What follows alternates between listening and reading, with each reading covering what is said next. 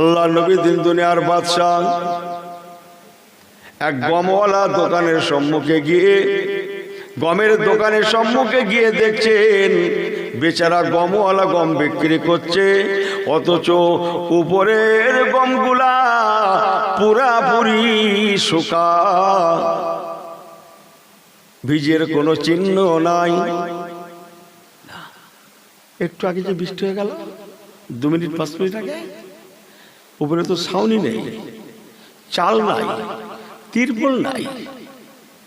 আকাশের বৃষ্টি হলে গমের উপরে পড়বে না পড়বে না, এই কথা বলেন না কেন? পড়লে ভিজবে না, অথচ হুজুর দেখছেন টোটাল গমটা শুকা।